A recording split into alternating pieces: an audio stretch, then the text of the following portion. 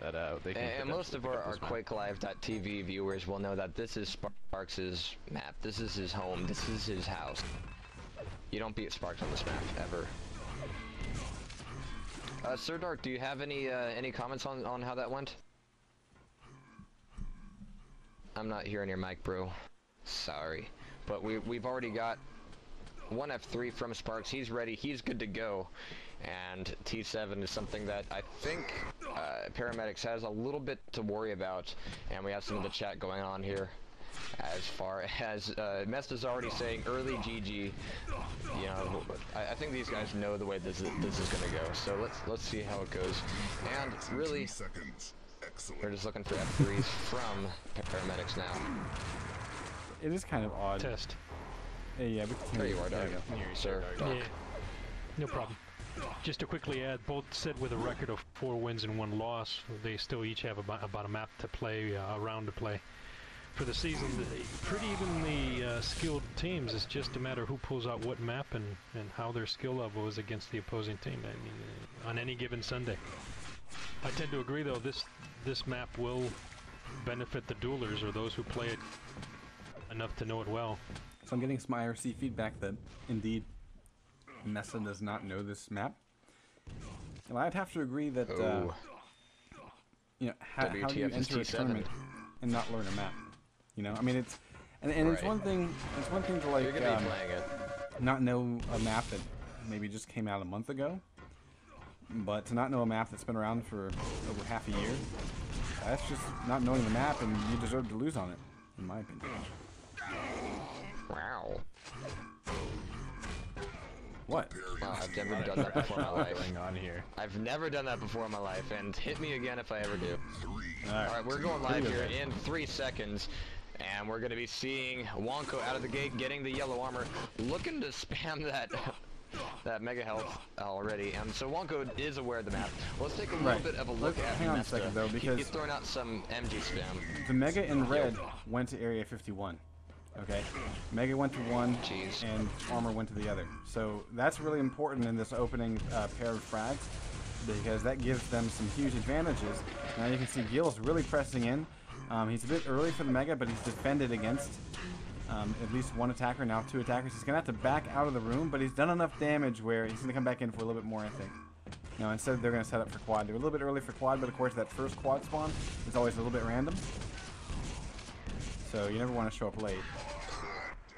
And I think Sparks just shot his own teammate. Well, Sparks shows up right on time. Right on time for red, too. He was just overexcited. Yeah, this run will end in a lot of blood, folks. Boom. Oh, just above you, Sparks. Just above you, buddy. There you go. Actually, a little bit surprised he missed that. Yeah. But yeah, Sparks is just raining down. Oh, yeah, let's look at this. Nope, not at all. Right into his lap. 12-0. It's about to be 13. Really, Sparks? Really? Jeez.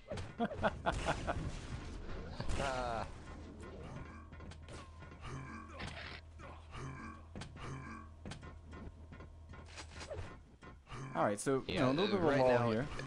You know, Sparks is looking for blood, but we finally see Paramedics get on the board.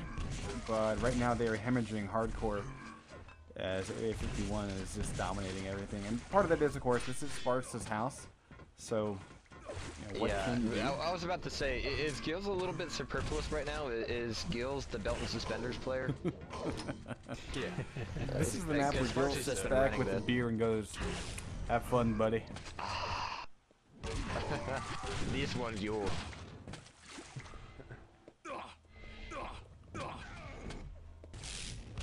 Now, I would agree with Adrenaline on this map.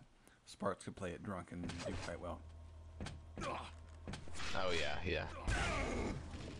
He dreams about this map. Mesta goes, oh, there's a mega health, but that rail's just gonna deny him. He's gonna be going back up the teleporter here in just a second. Actually, no, he does the smart thing by not doing it, going for the damage instead. But Gills gets the frag with 1 health. Make that 100 he's had 1 health for about. Oh, jeez. He had 1 health for about 10-15 seconds there. Now, so that gives him an award actually in Quake Live. They get a frag when you only have 1 health. Yeah, so very nice. Uh-oh. Pummel. Mesta bringing out the gauntlet and making it good, giving him his second frag. His third, really, but he killed himself. So right now we're looking at 23-3. So this is gonna be a spiritual shutout on T7. Maybe. I don't know. I mean, there's still a lot of game left. Maybe. There's a lot of game left. And there's a lot of sparks too. Right now, Sparks is getting double teamed though. Both ends. Nessa should leave this fight. Yeah, that was pretty obvious. Uh-oh. Now's the time when map knowledge becomes a huge liability. Yeah. Let me point that out by saying that if you don't know T7, you're going to have a very difficult time doing some basic movement things. I know I do all the time, but this is one of the maps where your movement through it is going to make or break your game, and if you don't know it, well, you can just watch Mesta. He's going to be in a world of hurt here because he's going to miss a few jumps. Some attacks that he was looking to set up are just going to go down the drain, and he's going to fall right into the lap of Sparks or Gills, and that's not good. Surprised we didn't see another shot come down on Mesta's head there. Kind of an odd one. Nah, he should die. Oh. Don't peek out again. Uh-oh. There you go. Gills is getting shot a lot though. He needs to go for Mega. He's not dying a lot though.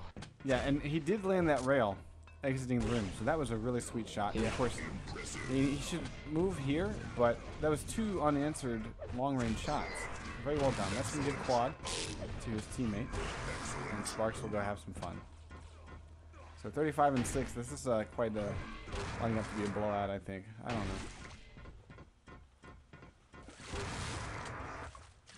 know. Yeah. IRC is chiming in that Mesta is just running around blindly, and I would agree. But, you know, I would say A51 very smart to pick this map because A, Sparks is great on it. B, one of the paramedics guys didn't take the time to learn the maps. And considering that, you know, we're in what is essentially week 8 of QuakeNight, and this map has been on the map list the entire time, just really, quite frankly, a very boneheaded move to not learn this map by now. Hey, maybe he thought Sparks wouldn't call T7. Yeah, because he never does. He apparently doesn't watch King of the Hill. Yeah. In that case. Yeah, we have IRC thinking that Mesta may rage. Let's see. How's he doing?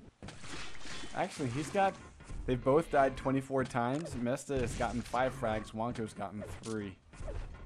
So, yeah.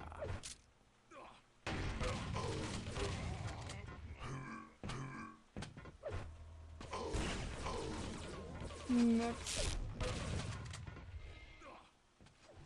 Yeah, 20 minutes of this. That's so good.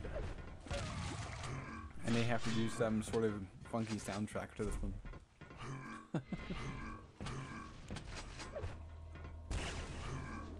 Well, let's talk a little bit about something that that we ran on Friday that I think was a really fun and seemed to be pretty interesting. Yeah, totally. Yeah, what we pretty much did is that we set up duels with commentary, and we ran them to the first frag, and at that point we could stop the match and go, okay, what happened, why did that frag happen the way it did, and really it's based off the whole thesis that a lot of the match is set by the way those first couple minutes happen, and there can be a lot of things that just really set the tone for that. So that was really valuable to me, and I believe it will be to a lot of other players. So what are your plans for that? Well, honestly, do we still have Sir Dark in the vent channel? Yes, no, maybe so. All right. No. If we don't have a follow-up match in place, then I think we're going to go back to you know, those types of tutorials. And in addition to first frag, I've been talking with the staff on our internal forums about some other ideas. One of them, I come up with kind of silly names for them because I don't know, it's kind of fun. But one of them, yeah, I am pretty silly. But one of them is I like to call Control Freak, which is essentially